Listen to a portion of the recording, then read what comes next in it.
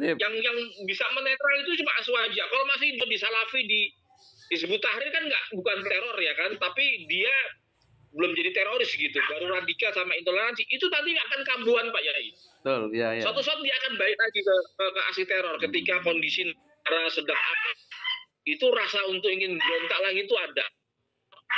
Baliknya itu nggak ke Aswaja, ke NU. Assalamualaikum. Waalaikumsalam warahmatullahi wabarakatuh. Telepon, Ustaz. Kabar Pak? Gimana kabarnya? Alhamdulillah, khair. Khair. Taqabbalallahu minna wa minkum, Pak Yai. Nggih. Taqabbal ya karim. Amin, amin. Bahasa Jawanya kula ngaturaken sedaya kalepatan. Oh, nggih. Barokah Pak Yai. Nggih. Putranya lagi di Lirboyo, Mas Yan. Iya. Anak-anak kula dua di Lirboyo. Ini tahun ini kayaknya yang perempuan kayaknya di Pondok Putrinya Lirboyo juga. Insya Allah daftar ini. Oh iya, itu anak saya di Al-Mahrusia. Oh, Mahrusia, nggih. Di Gus Reza. Oh iya. Adiknya Gus Reza.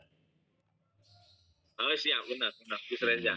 Ini di anak Al-Mahrusia kalau nggak salah liburnya terakhir kemarin bulan puasa mau lebaran 10 hari baru. Iya. Oh iya benar. Nah, kalau nggak salah tanggal 18 udah pada masuk Pak Yai ya. 18 April ini kalau nggak salah. Oh iya, 1 tahun itu kan memang tidak pulang. Iya, betul Pak Yai. Jadi gimana Pak Yai? Sehat Pak Yai? Alhamdulillah. Jenengan sehat ya? Sehat juga Pak Yai. Alhamdulillah juga. Lama nggak pernah bersua. Iya benar Pak Yai. Ini kemarin Facebooknya yang satu itu Pak Yai. Jadi pertemanan yang di satu lagi itu kan dengan Pak Yai. Jadi tahun nggak update.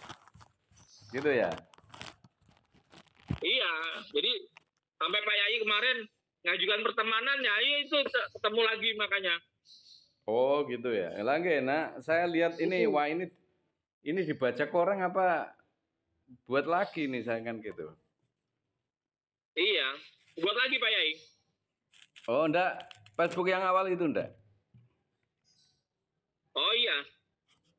Yang kalau nggak salah yang Sofyan Sauri Ayas itu ya sama satu lagi itu udah nggak tahu nomor ininya berapa Pak Yai. Yang penting kita terus istiqomah di jalan Ahlussunnah. Iya. Benar Pak Yai. Saya senang melihat jenengan ngaji terus di kajian apa itu di apa ya di masjid ya kali ya. Seorang mantan tersohor yang sekarang harus masyhur lagi untuk perjuangan Ahlussunnah. Iya, makanya sebagai bentuk pertobatan tuh ya apa kita harus ya mereview kembali ya anak-anak kita pondoi lagi sebagai bentuk kita Pak Yai. Ya kan, jangan sampai anak-anak itu ngulangi kesalahan-kesalahan kita.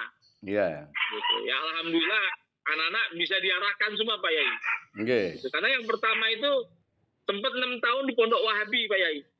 Oh gitu ya. Sekarang sudah. Iya 6 tahun itu.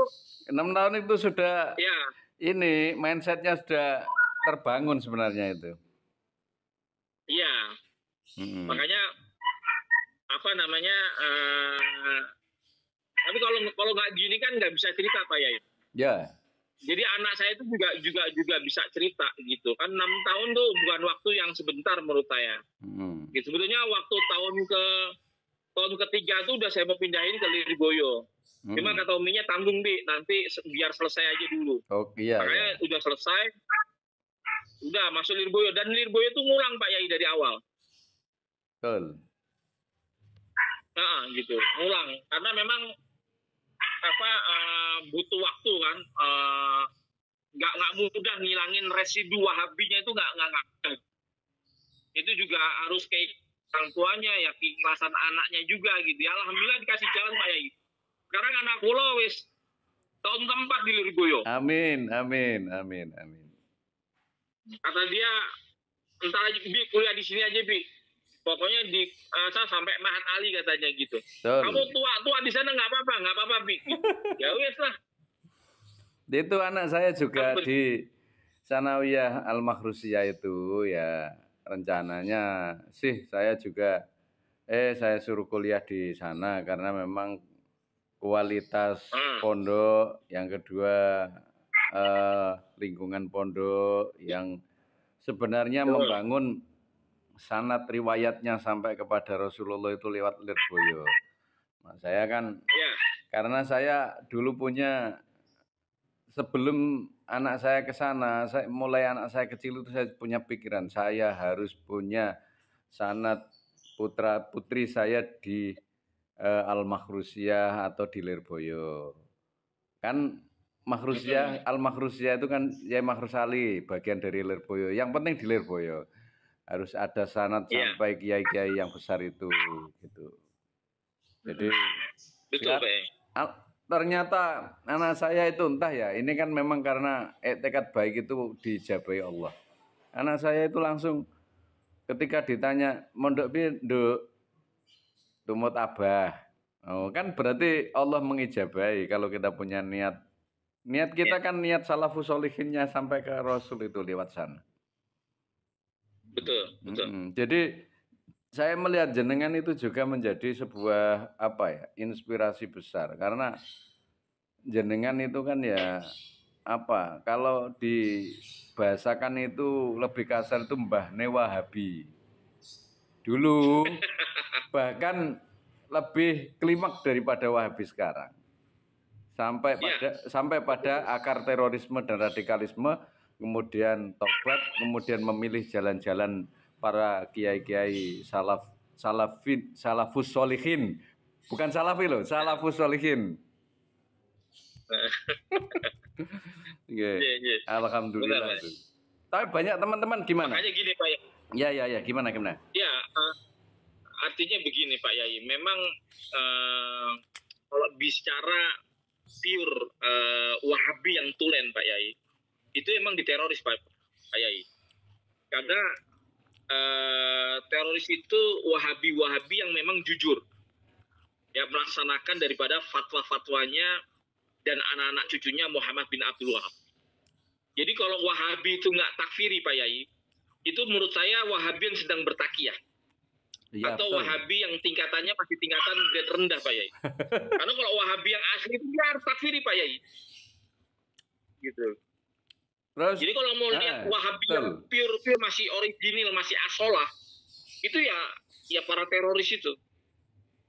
Gitu. Memang akarnya di sana Pak Yai. Dan itu sudah diakui dunia. Makanya saya kan lagi S2 nih Pak Yai.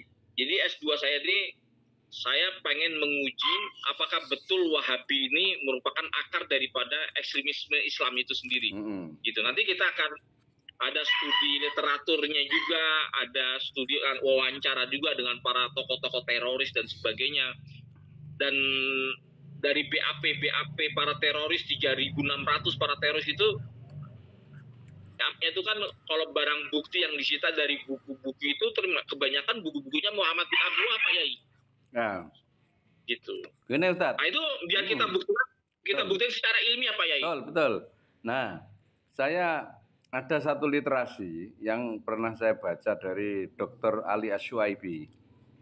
Itu ada 3 founding fathernya. Walaupun ini kan saya harus tasbih ke jenengan karena jenengan dulu yang mengaplikasikannya, implementasikannya gitu. Sebagai teroris yang luar biasa lah, radikalis yang luar biasa. Nah, alhamdulillah. Nah, dulu. Nah, akhirnya terus seperti ini. Nah, ketika saya baca di bukunya beliau, itu ada 3. Satu adalah Muhammad bin Abdul Wahab yang jadi Wahabi. Yang kedua adalah Hizbut Tahrir. Yang ketiga adalah apa kayaknya kok supe kula. Ada 3 kok. Ikhwanul Muslimin. Ya. Itu kok itu bener ya itu. salah satu dari 3 Benar. cabang. Iya, benar. Itu kalau kita pakai teknologi AI, artificial intelligence dari BAP mereka, itu nanti bisa didapati latar belakang. Biasanya polisi nanya gini, sebelum jadi teroris, Anda pernah di mana? Itu biasanya para teroris itu melanglang antara Ikhwanul Muslimin, Salafi, sama Hizbut Tahrir, Pak Yai. Atau NII ini tuh lokalnya gitu. Tapi pemikirannya tuh terinspirasi dari gerakan-gerakan jihad itu, Pak Yai. Kita punya banyak bukti masalah-masalah seperti itu. Studi-studi di literatur itu sudah banyak mendukung hipotesa itu. Jadi memang betul kelompok ini memang jadi batu loncatan untuk paham yang lebih ekstrim gitu. Okay. Walaupun dari sekian itu pemikiran Wahabi itu mendominasi hampir 50 paham teror itu, Pak Yai.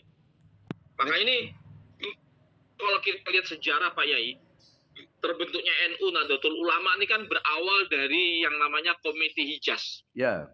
Ya kan? Hayatul Hijaz itu yang dibuat oleh Wahab Hasbullah, Bisri Samsuri, Kiai Hasim Asy'ari. Itu sebetulnya bentuk keprihatinan mereka terhadap fenomena Hijaz itu dikuasai oleh gerakan-gerakan Najd itu, Pak Yai. Betul. Terus gitu. Sekarang ini saya ingin apa pesan jenengan terhadap para yang masih melakukan terorisme, yang masih asik menikmati Wahabi Salafi itu bagaimana? Apa namanya pesan jenengan terhadap mereka? Pesan jenengan. Ya gini Pak Yai, karena mereka dulu masuk juga prosesnya karena literasi kan, ya. Karena prosesnya itu indoktrinasi, karena brainwashing itu dari guru-guru mereka gitu. Maka untuk mengembalikannya ya juga dengan proses literasi itu Pak Yai. Gitu ya. Artinya dengan dia harus dengan bacaan baik, biar punya izah Pak Yai. Karena kalau tobatnya cuma karena bantuan biar nggak ditangkap, biar disangka kooperatif dengan Densus 88 itu nanti pendekatan pragmatis Pak Yai. Dia intoleran radikalnya nggak sembuh, cuma terornya sembuh. Itu buat saya belum cukup Pak Yai. Makanya saya tuh punya cita-cita balikin mereka ke Aswaja. Karena cuma Aswaja Pak Yai. Yang bisa menetral itu cuma Aswaja. Kalau masih di Muhammadiyah atau di Salafi, di Hizbut Tahrir kan bukan teror ya kan, tapi dia belum jadi teroris gitu, baru radikal sama intoleransi, itu nanti akan kambuhan Pak Yai. Betul, ya. Suatu saat dia akan balik lagi ke aksi teror ketika kondisi negara sedang apa, itu rasa untuk ingin berontak lagi itu ada. Baliknya itu nggak ke Aswaja, ke NU. Saya masih meragukan komitmen itu Pak Yai, karena masih ada residu kebencian, masih ada residu intoleransi radikal, nah, itu masih ada Pak Yai, masih mengkhawatirkan menurut saya, walaupun belum teror gitu, dia balik gitu. Makanya dalam hal ini Pak, balik kepada Pak Yai, yang bisa bongkar itu cuma di usul fikih, ajaran-ajaran tasawuf, ya kan? Itu kalau nggak itu, atau di Salafi dia masih benci dengan tasawuf, ya kan? Masih benci dengan para sufi, ya. Fikih-fikihnya benci dengan orang-orang yang bermadzhab. Ini nggak bermadzhab ini juga termasuk ini Pak Yai, yang jadi biang kerok orang bikin ekstrim itu karena nggak bermadzhab itu. Karena kita baca Quran, baca nas asar itu nggak tahu nasah mansum, mana am, mana khos, mana mutlak, pokoknya orang itu menjadi ekstrim Pak Yai. Ini nanti saya gunakan sebagai media saya untuk berdakwah. Makanya saya minta izin video-video ini saya gunakan suatu saat untuk ya bukan untuk menyadarkan, untuk memberitahu supaya mereka paham bahwa banyak teman-teman yang dari Salafi Wahabi yang terorisme itu tobat ke Ahlus Sunnah wal Jamaah. Jadi saya minta izin nanti kalau ada saya upload untuk kebaikan-kebaikan. Enggak apa-apa nggih, mohon izin ya. Kalau ini di Enggak apa-apa Pak Yai. Upload enggak apa-apa Pak Yai. Jadi gini insya Allah Pak Yai, insya Allah saya bulan-bulan Juni Juli saya ke Jawa Timur ke Lirboyo. itu rencana mau wawancara Pak Yai ke tokoh-tokoh teroris. Ya Oke. tokoh-tokohnya Pak Yai. Jadi mereka walaupun sudah NKRI, paling tidak bisa cerita. Saya mau ke Ali Fauzi, ke Ustadz Ubed, ya pondok pesantren di Magetan dan sebagainya. Nanti saya kalau tak mampir ke pondok Kiai. Insyaallah mudah-mudahan Pak Yai. Oke. Matur suwun. Nanti kita akan suatu saat ketemu, nggih, Ustadz.